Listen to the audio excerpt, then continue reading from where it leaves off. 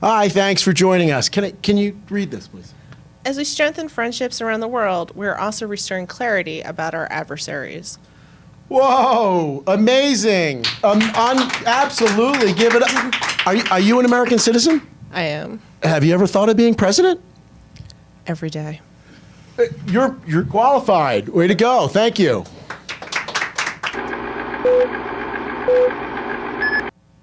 Thank you for joining us. Can I ask you to read this? Of course. Every federal dollar should be leveraged by partnering with state and local governments and, where appropriate, tapping into private sector investments to permanently fix the infrastructure deficit. Amazing. Unbelievable. Thank you. Are you a U.S. citizen? Absolutely. Have you ever thought of being president? Maybe. Because that was very presidential. That was really. You think I'm the right age to get there? You're a little young. Oh, okay. Hi, we're joined by another passerby now. Thank you for joining us. Oh, of course. Yeah. Can I ask you to read this? Okay. My administration is committed to fighting the drug epidemic and helping get treatment for those in need. White people, the colored criminals will keep throwing in jail. Oh, yeah, nicely done. But I'm sorry, that last part you weren't supposed to read. You were just supposed to think that last part. Oh, okay. Hi, we've got someone else with us. Sir, what's your name? My name is Moshe. Moshe, thanks for joining us. Can I ask you to read this? Sure. We are appointing judges who will interpret the Constitution as written, and more circuit court judges than any new administration in the history of our country, all of whom will be bringing biblical law back to America. You want me to read this? Well, you want to be president, it takes sacrifice. Hi, we've got a group of visitors with us right now. Can I ask you guys to team read this for us? Sure. Congress shall make no law respecting an establishment of religion or prohibiting the free exercise thereof, or abridging the freedom of speech, or of the press, or the right of the people peacefully to assemble. On to petition the government for redress of grievances. Amazing. That was great. I think we've got a trio of presidential candidates here. Amazing. What? No, I can't. I'm an immigrant. I'm from London. Well, it's okay. You're white. That's probably okay.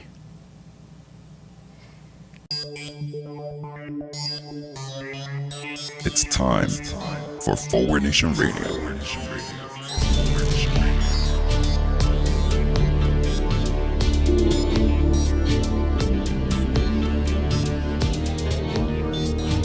Now here he is, the host of Forward Nation Radio, David Leventhal.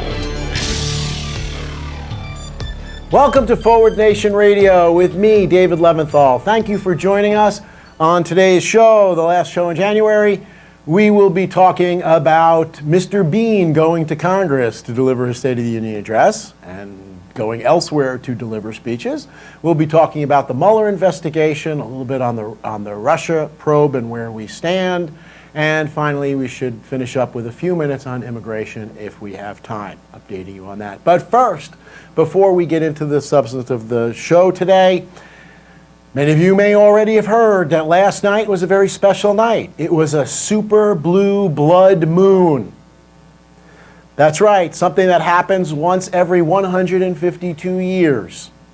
It is a blue moon because it's a full moon twice a month. The second full moon of the month is a blue moon. It is a super moon because it is the closest the moon comes in its orbit to Earth. It is a blood moon because, seeing that Donald Trump was delivering the State of the Union address, the moon slashed his wrists. No, I'm told that's not why it's a supermoon. It's a supermoon because it is a full lunar eclipse. Okay, that makes more sense. So in other words, because of the State of the Union address, the moon saw that Donald Trump was the president and tried to hide. How about that one? Does that joke work better? Maybe? Okay. This happens once every 152 years, or apparently when Trump gives a State of the Union address. Check in again next year, or if you miss this one, if it doesn't happen every State of the Union address, check in 152 years and watch the next one. Anyway, the top news story today, of course, is that Mr. Bean goes to Congress.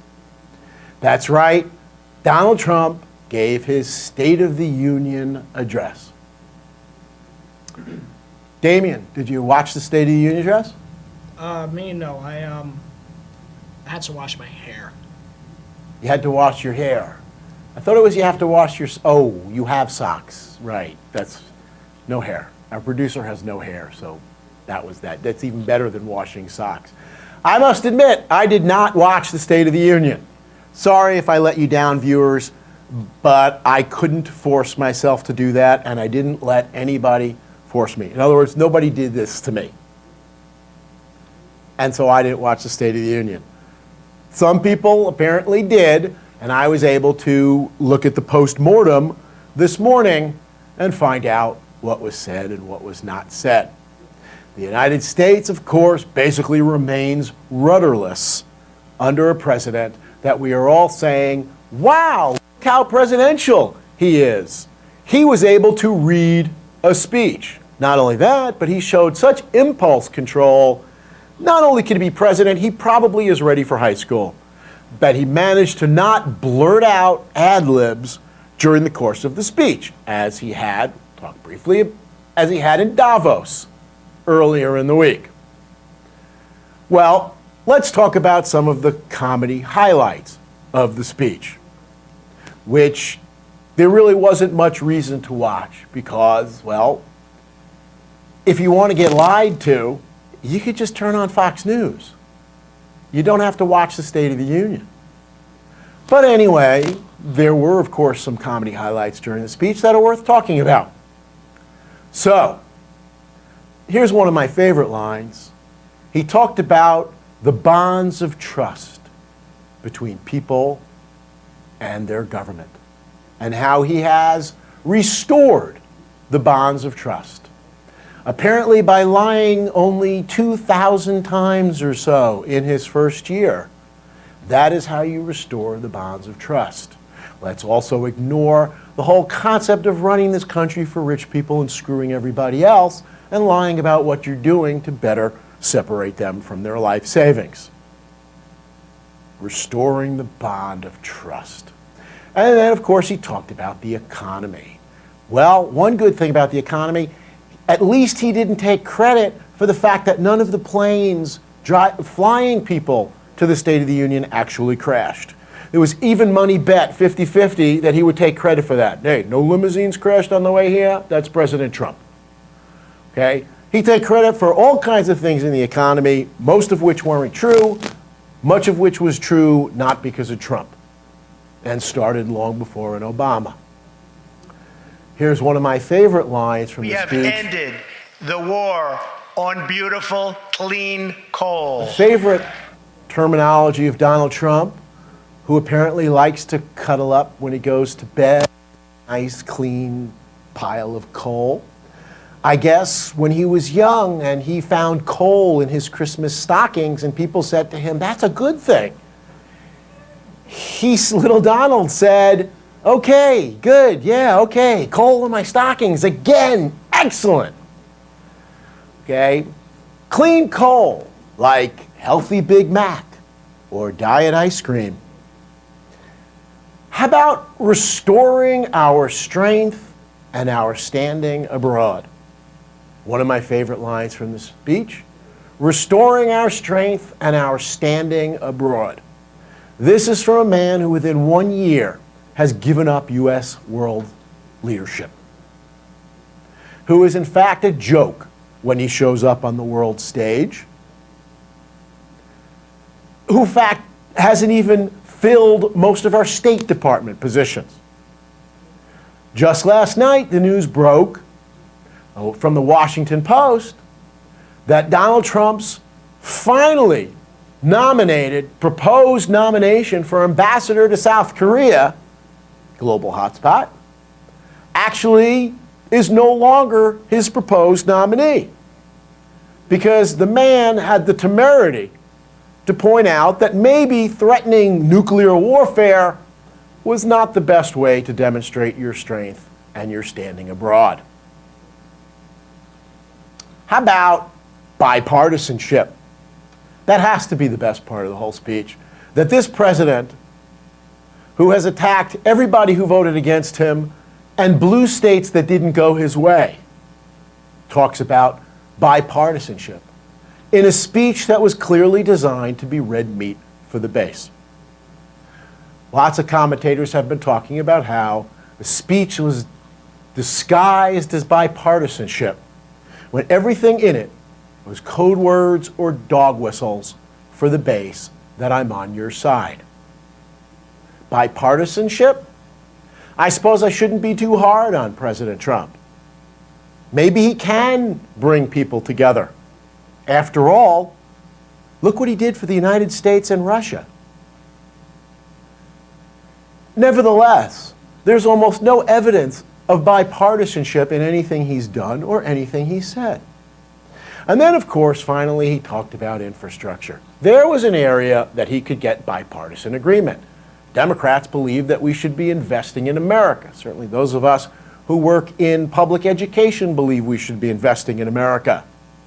But even in that, he talks about bipartisanship, but he does it in a way to make sure everybody knows how partisan he is. Did you notice him mention how we're going to fund infrastructure? Well, we're going to do it with input from state and local governments. A lot of the funding is going to come from state and local governments. Those that he hasn't already impoverished, presumably he's going to figure out a way to get it only from blue states, I guess, which they've already done a part of in their tax bill. And he also mentioned that we will be funding infrastructure through private investment where appropriate. Now there's an area of potential bipartisan agreement. Democrats like me, liberals, progressives, believe that we should be funding infrastructure through private money. And the way we should be doing that is by taxing private money. Donald Trump, however, believes that the way you get private industry involved in infrastructure is you sell off the American infrastructure to private companies who will make a profit on it in the future. The devil's in the details there. Real bipartisanship. But anyway, before he gave his State of the Union, the leader of the free world went to Davos, where he got booed. That's right, unlike in his State of the Union address, Donald Trump went off script for a few moments and started bashing the press and got booed. Apparently, they have a hell of a lot more sense at Davos than they have at Republican Party gatherings. Last week, we were asked a question at the end of the show about what do I expect to happen from Trump's interview with Robert Mueller. And I talked about the fact that the president would be walking into a perjury trap. What I really didn't talk about and should have was how there's basically no way the president is going to go talk to Robert Mueller. I find it impossible to believe that he could do that. They are now asking, perhaps we will do it through written questions, so Donald Trump won't testify, his lawyers will, probably the ones who send out the Twitter admission to federal criminal violations. But in any event, they're also, if he doesn't get to do it through written word, he's not going to testify anyway. And this is part of what the whole attack is on the FBI, on Robert Mueller, on everything having to do with this investigation, to give him cover to not testify. Imagine how this would go if you have President Trump being interviewed by the special counsel. Sir, can you state your name, please, for the record? Donald J. Trump. I got that one right. Unbelievable. His lawyers will be like, yeah, you got that one right. Okay, very good. Sir, what's the J stand for? Julius. Are you sure, sir? It's not Julius. Well, that's what it was back in the old country. Sweden, where my family is from. Because we're from, definitely not Germany. We are not from Germany. We are maybe, from Sweden. Yeah. That's how I know so much about whores. Because all the best whores come from Sweden. Absolutely. Yeah. So if you ask, this is what happens when you have a pathological liar. If they ask Donald Trump what he had for breakfast, the President of the United States might say something like, I ate his liver with some fava beans and a nice Chianti. Yeah, I'm really counting on our crack tech staff to have gotten that one down. And those of you watching live stream, you're going to have to tune in to see what's going on there. And the special counsel, his lawyer's going to be great. Mr. President, no, you had a Big Mac and ice cream. You just had a Big Mac and ice cream. This is what it means to be a pathological liar. You lie about everything, whether you have to or not. You lie about breakfast. That's President Trump. In fact, the interesting question with Mueller is whether his lawyers can actually let him testify. There is a rule that lawyers cannot have their clients testify if they have reason to believe that their client is going to testify untruthfully and commit perjury. You can't put your client on the stand if you know your client's going to be lying. By opening his mouth, his lawyers know that Donald Trump is going to be lying. How can you put him on the stand? How can you have him interview with a federal prosecutor, lying to which would be a federal crime? Mr. Trump, is it true that you tried to fire me? I was Richard Nixon there for a minute, but I never thought of firing you, ever. Never. Not true. Fake news. But, sir, everybody, including Fox News, has come out and confirmed the story that you tried to fire the independent counsel. Here's the problem with Trump testifying, aside from the fact that he is a pathological liar. He can't tell the truth, because if he tells the truth, he's admitting to federal crimes because he committed crimes. He has made it clear that he obstructed justice, and he has made it clear that he obstructed justice with the intent to obstruct justice. So either way, he's committing a crime. You tell the truth and admit to a crime, or you lie and you commit a crime in lying. This is the guy that his own aides came out and said, we won't let him in a room to negotiate with Chuck Schumer. We don't trust him to negotiate with the Senate Minority Leader. The same aides come out publicly and say, well, you know, the president, the guy who wrote The Art of the Deal, we could trust him to negotiate hard for America. The guy who wrote The Art of the Deal? Trump didn't write The Art of the Deal. This guy wrote The Art of the Deal. Tony Schwartz wrote The Art of the Deal. Normally, I'd say Trump didn't read The Art of the Deal, except it's all about him, so he might have. I don't see any way they let this guy testify to the independent counsel. Why? Well, we've once again seen throughout the week the continued further assault on the fabric of U.S. democracy. How serious this presidency has been for a year, it's still managed to up the game on this one. The attacks on U.S. democratic institutions, press, etc., and now our intelligence agencies, have gotten ridiculous. Remarkable the extent to which. Remember when Barack Obama saluted while holding something and the right wing went ballistic about how unpatriotic that was? He didn't love our military enough. He didn't love our institutions enough. And now we've gotten to this. But the President of the United States attacks the FBI. Here's a quick question for you, viewers, and Damien, you could weigh in on this if you like. Who is believed to be the richest man in the world? Who's believed to be or who actually is? Believed to be, which is probably actually is. Vladimir Putin? Yeah, actually, the richest man in the world is expected. It is expected is Vladimir Putin. Why? Because he's stolen more money than anybody else has stolen or earned. He has taken more out of the Russian economy, he has taken more out of the Russian people than anybody else, and it is expected that he has tens and scores of billions of dollars hidden away in overseas accounts or other places. You'd think he'd be able to afford to buy a shirt. You think he would be able to, but you know what? He also can afford to not wear one. Okay? You got billions of dollars, you wear whatever the hell, you go back and wash those socks. You can wear whatever the hell you want. You got that kind of money. In other words, clearly Donald Trump's hero. A man who has stolen more money than Donald Trump, I think, even a man who thinks that big, can ever imagine stealing. I bring up Putin, of course, because he's relevant to this part of the discussion. I was surprised, not really, to see that Vladimir Putin did not attend the State of the Union.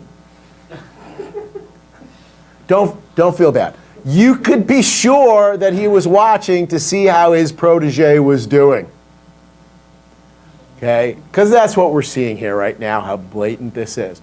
Do you think that Vladimir Putin, if he were elected president, could do much better at purging the United States government, the United States intelligence agencies? We are seeing a massive assault on U.S. intelligence agencies right now. I mean, this is really not funny stuff. Trump, 8 months ago, ordered the firing of the special counsel, leading the White House counsel, Donald McGahn, to threaten to resign if he had to relay that order to somebody to carry it out. And ultimately, apparently, Trump was talked out of it. There's that guy who didn't write The Art of the Deal. Great negotiator. Do this. No? Okay. But we've seen that several times in his administration. Wow, that man, what follow through.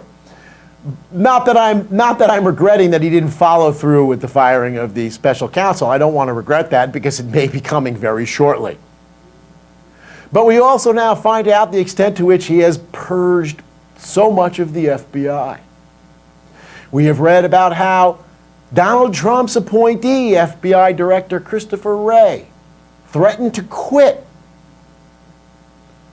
when Donald Trump wanted him to force out Deputy FBI Director Andrew McCabe, who of course is currently, who's leaving? Yeah, who ultimately got forced out. Well, so much for Christopher Wray being the hero of this story, because he got forced out anyway. We're forcing career civil servants out, the FBI, intelligence services, and all over. Because the idea of intelligence is, tell us what we want to know. This has been the Republican Party in so many respects for so long. We don't care what the facts are and what the truth is. Just tell us what we want to know. Investigate our enemies. Throw them in jail. Don't investigate us.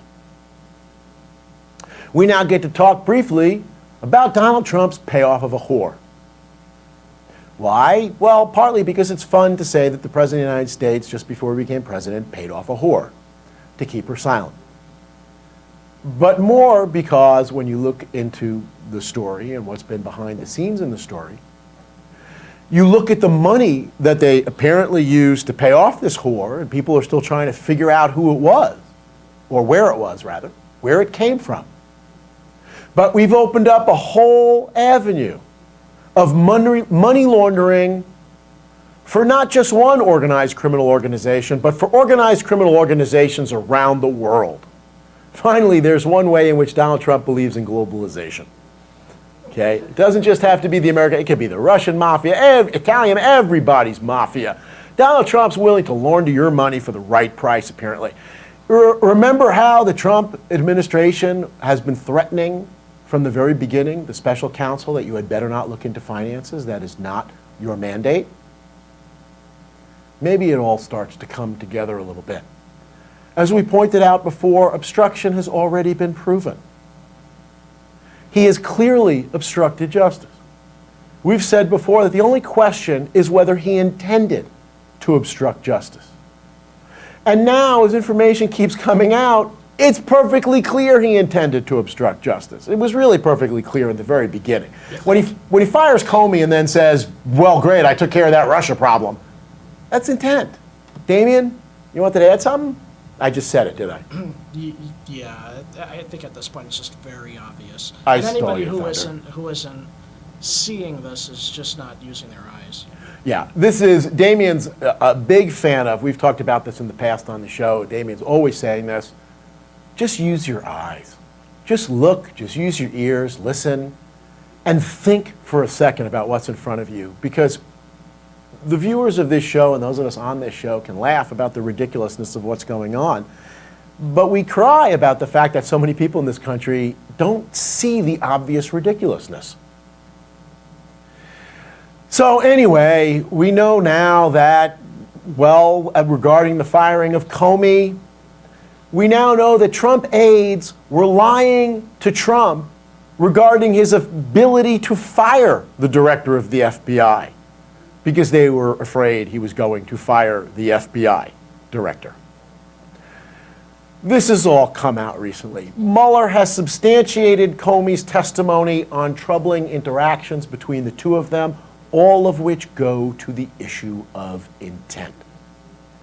I saw this morning that Kenneth Starr, the poster child of what a special counsel should not be, a Republican partisan who was named special counsel to investigate a Democrat, Bill Clinton, at a time when that was okay. Now, of course, you can't even have Republicans investigating Republicans. That's not fair, I guess.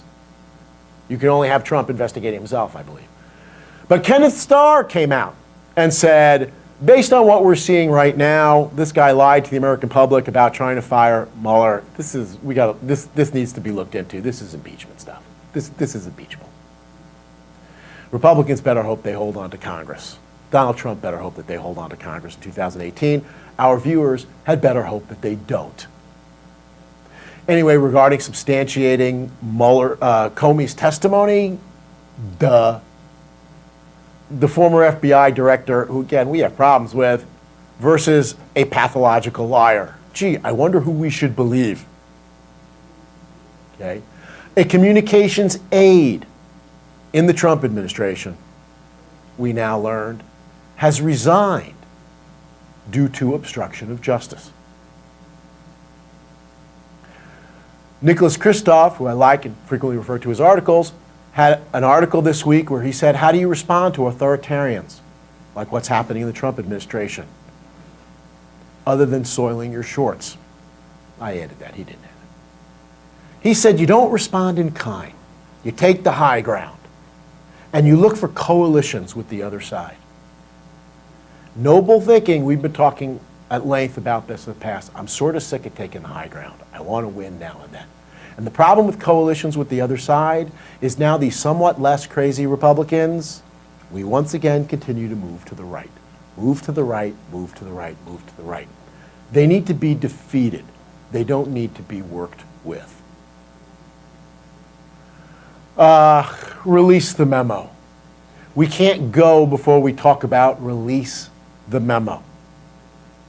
What's going on with the whole hashtag release the memo other than it's complete manufactured bullshit? Devon Nunes, the head of the House Intelligence Committee and also Trump's water boy. This guy is such a lackey. Can't they find someone who's a piece of shit, who's not such an obvious clown? But Devon Nunes, who had to recuse himself from the Russia investigation because he was Trump's lackey, but who is now still doing the Russia investigation because he has no integrity, wrote a memo cherry-picked from FBI intelligence, confidential FBI memos. Cherry-picked anything that might possibly look bad when taken out of context and wrote up a memo on behalf of his boss, for whom he's a bitch, Donald Trump. And Devon Nunes took this memo with classified information, cherry-picked and bullshit, and said, I should release this to the American public to show what a witch hunt this is, to show how evil U.S. intelligence agencies are. That's right, this is a true American. No, shouldn't do, no. Okay, if you insist. I will have to turn it over. The FBI has described this as extraordinarily reckless. But the Republicans apparently strongly believe in freedom of speech and making shit up. Well, not that strongly, because it turns out the Democrats on the committee prepared a thoughtful response, a rebuttal to the allegations made in the memo, in the Nunes memo. That the House Intelligence Committee will not allow to be released. They'll release the bullshit. They won't allow the rebuttal to be released. This is freedom of speech, Republican style. Real quick, Hey, yeah, just had a question. So one of the biggest debates right now is whether the Dems should go ahead and release it anyway. What do you think about that? I think the Democrats should go ahead and release it anyway. Obviously the Democrats need to go to the FBI and say, what's in here that you need to be really concerned about? What is going to give up secrets that are really important to us, that is going to out any of it? We talked about Valerie Plame before. Republicans don't care about outing CIA agent, undercover agents, the people, assets they work with. But Democrats need to be careful about that. And I would say they need to go and make sure that they're not doing anything that is turning over state secrets. And then, of course, they need to release the memo. They need to, what do we call it, pulling a Feinstein at this point? We can go ahead and call that pulling a Feinstein. Anyway, before we go, real quickly, I said I would talk briefly about some of the things that's been going on with immigration. We'll come back to this, hopefully, next week a little bit. But we talked about how Trump was playing in a State of the Union to his base, which is mostly about racism. In the State of the Union, he talked about immigrants for something like 15 minutes, which from my understanding means like 2 sentences. But he talked for like 15 minutes about immigrants. And everything was about how they're criminals, how they're awful. Have you seen the Trump campaign ad on this one? Actually, the guy in the campaign ad looks a little bit like you, Damien. But you're much nicer and friendlier looking. They find a guy who looks bad, and it's, they're coming to kill you. We are blaming the Democrats for everyone who's injured by an immigrant. Not everyone who's killed by a gun. Not every child who's accidentally killed by a gun. Not anything like that. The fact that all kinds of studies demonstrate that immigrants commit crimes and violent crimes at a much lower rate than native-born Americans do, that's irrelevant. Because as we talked about before with bumper sticker politics, which we'd like to see the Democrats engage in a little bit better, we have some ideas for bumper stickers that you'll be able to check out. We talked about this bumper sticker politics idea. It's easy to say one immigrant committed a crime. The Democrats are responsible for that. We're not going to look at one native-born and say, you committed a crime, the Republicans are responsible for that. How do you counteract that? I want to point out that the Anti-Defamation League, we talk about the implications of immigrant bashing, of religion bashing, of spreading hate throughout our government.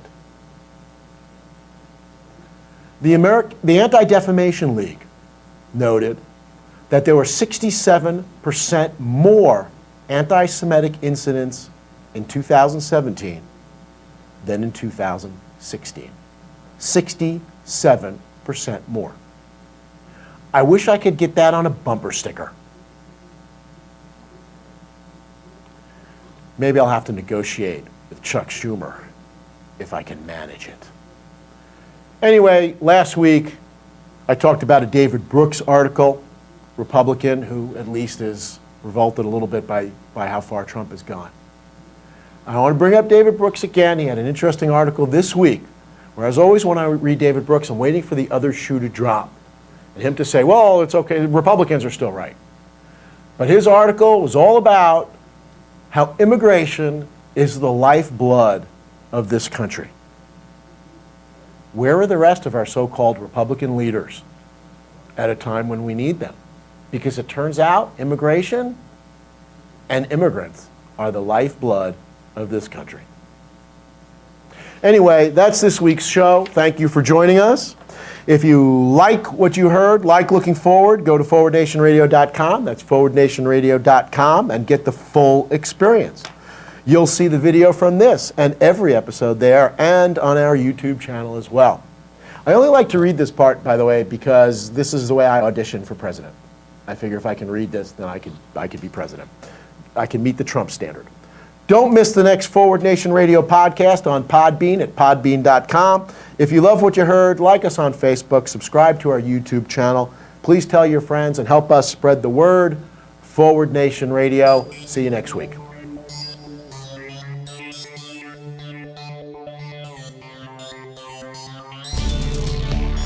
You've been listening to Forward Nation Radio with David Leventhal.